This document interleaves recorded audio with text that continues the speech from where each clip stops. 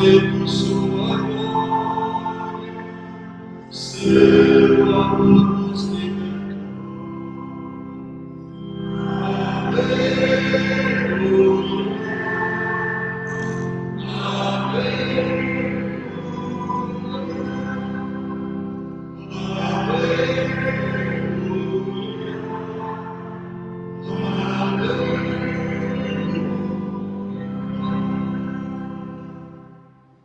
O Senhor esteja convosco.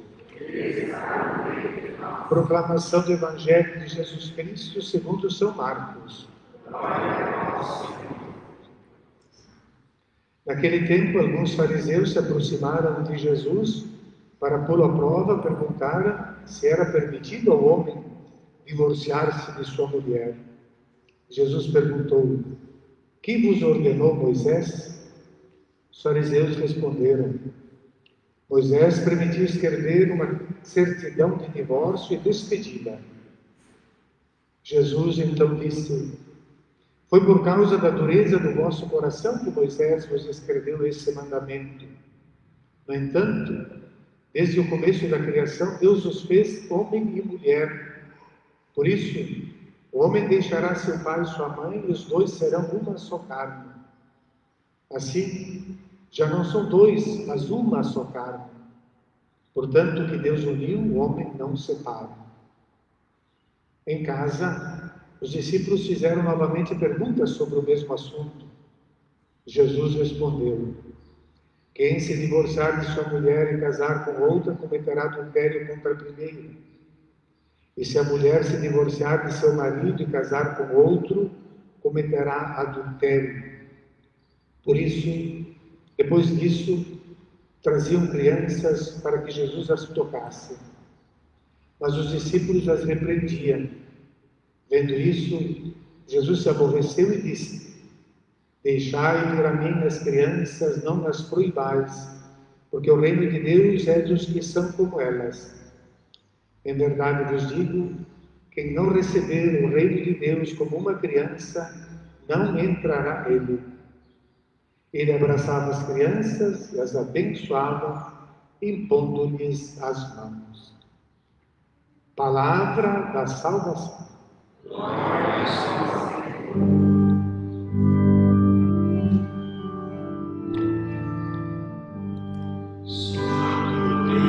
Palavras de vida, palavras de vida eterna.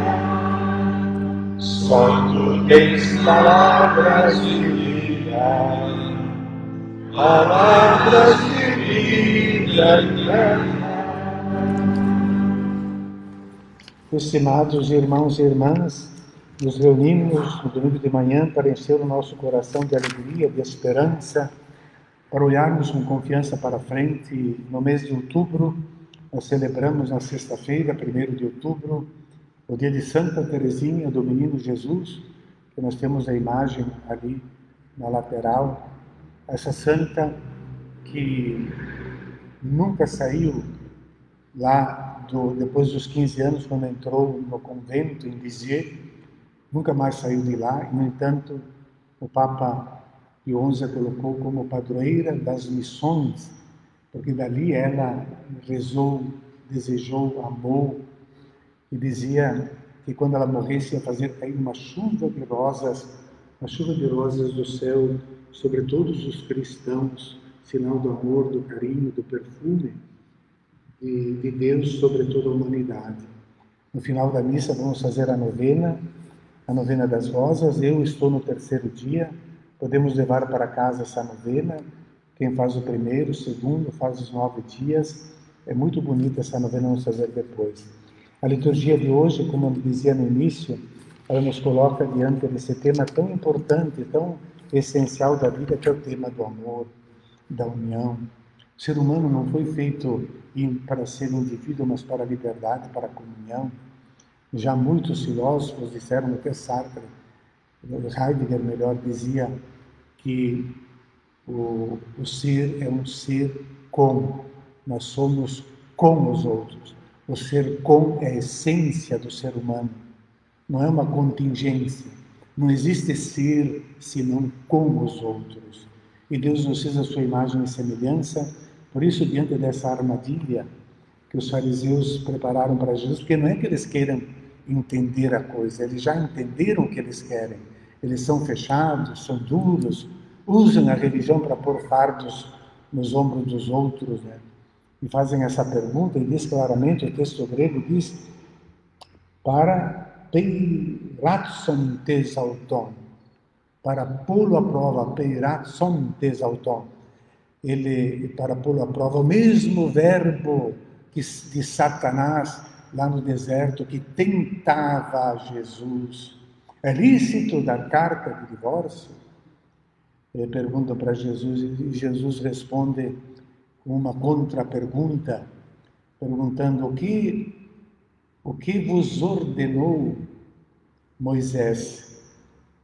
Nessa pergunta, o que Moisés vos ordenou, Jesus já toma distância de um certo tipo de moralismo, porque ele poderia perfeitamente, sendo hebreu, dizer o que nos ordenou Moisés, mas ele está se afastando, tomando distância desses que têm a moral, que vêm cavalgando numa moral farisaica, hipócrita, para acusar os outros. O que vos ordenou Moisés? E eles, claro, apelaram para aquele texto de Deuteronômio 24, quando Moisés, de fato, ele obriga o marido a dar a carta de divórcio para a esposa, porque sem essa carta de divórcio, ela está condenada, é uma lei para proteger a mulher.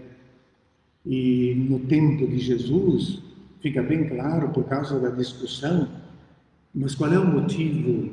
Tem que ter um motivo para dar uma carta. E vejam, a legislação ela é absolutamente machista. A mulher é uma propriedade que o homem pode comprar, pode usar, pode jogar fora, pode mandar embora, devolver, sem nenhuma responsabilidade. Então tinha essa discussão, qual é o motivo, por qual motivo?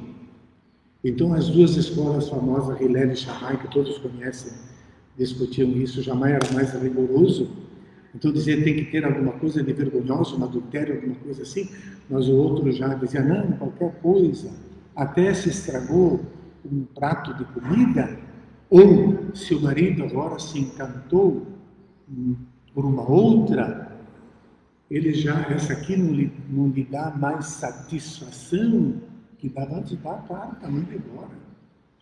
Quer dizer, mandavam embora, mas sem a carta, sem essa carta de divórcio, ela não poderia se casar, estava condenada a se prostituir para pôr um pedaço de pão na boca, se não tivesse mais o pai para suportá-la. Essa era a situação. A carta de divórcio ao menos dava liberdade. Então eles fazem isso de uma armadilha. Mas Jesus não cai nessas trampas que colocam. Ele vai para a raiz, vai para o sonho de Deus e diz assim, mas não foi assim. Moisés permitiu por causa da dureza do coração. É claro, a outra realidade, a nossa, a esclerocardia, termo que aparece bastante nos evangelhos, esclerocardia. Nós temos esclerose, que é o endurecimento das veias, mas tem também o endurecimento do coração, a esclerocardia, porque nós somos frágeis, somos pecadores, e inconstantes, etc. Então, claro que chegam situações que é preciso chegar às vias de fato de separação, como todo mundo sabe. Mas não é o sonho de Deus, não é a vontade de Deus. A vontade de Deus é uma história de amor. Tanto que nesse relato ele apela então para a intenção de Deus no início da criação. Esse relato é tão bonito, tão poético, que nós podemos ler também alegoricamente nessas imagens que Gênesis coloca uma dimensão tão profunda do amor. Porque parece que quando diz assim que o homem, então, não tinha uma companheira, porque ele é um ser social, nós somos seres sociais para o amor, para a comunhão, para a união. E é isso que Deus quer e que o Espírito Santo promove, a união, a comunhão. E diz, então, não tinha companheira. E quando ele vai ter a companheira, então, ele caiu num sono profundo. No sono profundo, a pessoa não tem mais consciência dos seus atos, ela não se governa mais. E se não governar-se mais, parece que reproduz a situação psicológica de alguém apaixonado. Não se governa mais, não dorme, não acorda e fica perturbado, não se governa mais. E nisso nós somos a semelhança desse, é o amor de Deus por nós. Um amor que nos tira o sossego, nos tira o autogoverno, porque a partir dali nós não nos governamos e passamos a depender do outro, a nossa felicidade, a nossa realização, o nosso bem-estar depende do olhar e da aceitação do outro, ou da outra pessoa, tudo isso. E, claro, Tom tirou a costela, para tirar a costela faz uma ferida, e o amor traz a ferida porque nos traz a dependência dos outros. Mas nós somos feitos para o amor, para a comunhão, e são uma só carne. Eles não são dois, mas uma só. Aqui é esse texto que Jesus está reproduzindo no Evangelho de hoje. E se é uma coisa só, não se pode dividir, porque o uno, se você corta pelo meio, você mutila. Se são dois, pode separar, cada um fica para o seu lado, mas é uma só, tem uma mutilação. É uma ferida grave que seria essa separação. E Jesus, então, remontando a isso, em casa, os discípulos também não conseguem compreender, fazem de novo perguntas. Jesus aprofunda o tema e repete, e se o marido der uma carta de divórcio, ele comete adultério, e eleva a mulher para a dignidade, para a paridade do homem, que é uma coisa tão difícil ainda hoje no século XX. A igualdade da mulher. Jesus já colocou na igualdade. E se a mulher, coisa impensável, a mulher que vai dar carta de divórcio, se ela der, ela também comete adultério, colocou em pé de igualdade. E nós podemos, e o exemplo da criança, a criança não é por ser uma perfeição moral, ou por ser absolutamente altruísta, que Jesus a toma, porque elas são egoístas e elas são dominadoras e são, quando são puro instinto, elas vão aprendendo aos poucos no colo do pai e da mãe a crescerem e a serem adultos. Não é por virtude moral, por simplicidade que Jesus as toma, mas é porque são seres que não têm méritos, porque eles não têm o uso da razão. E a lei não põe nenhuma obrigação, mas não tem mérito. E sem mérito eles não merecem nada.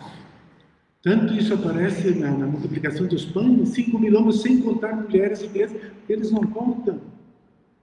Mas não comem, não contam, não têm pleno uso da razão, não são maduros diante de Deus. E a criança, então, ela é abraçada e para que as tocasse, como se Jesus tocando-as devolvesse a vida, devolvesse a maturidade, as curasse. Vamos rezar então, irmãos e irmãs, para que nós compreendamos o casamento tão em descrédito pela leviandade como alguns analistas fazem, mas que é uma coisa essencial para a vida, para a felicidade. Não existe outro lugar. Então é o momento de nós rezarmos, nos colocarmos diante de Deus, de joelhos, esse texto belíssimo que fala destes laços do amor, que fala da beleza desses laços, da beleza da doação de um para o outro, que transforma a vida numa poesia. E então é um momento de estarmos unidos e alegres, e com aqueles que permanecem, permanecem unidos, mesmo que pelo tempo o seu amor, a sua união tenha se desbotado e a rotina tenha estragado um pouco aquele fervor, mas é também um momento, então, para renovar este amor e também para aqueles, um momento para rezar, como o Papa Francisco fala tão belamente naquela carta Amoris Laetitia, a alegria do amor na família, Amoris Laetitia, ele fala ali. É também para, esse evangelho é belíssimo, também para aqueles que trazem sobre os ombros a amargura de um amor quebrado ou de um amor em crise, para que desça sobre eles também o Espírito Santo, que pode renová-los, que pode esquentar o que está frio e que pode também perdoar. É o Espírito de Deus, que não é um moralismo farisaico, é o Espírito de Deus. E esse Espírito também pode perdoar, compreender e sustentar, mesmo aqueles que caminham num caminho mais obscuro. Que a luz de Deus venha sobre nós para compreendermos e despertarmos o coração para essa vocação original do ser humano. Creio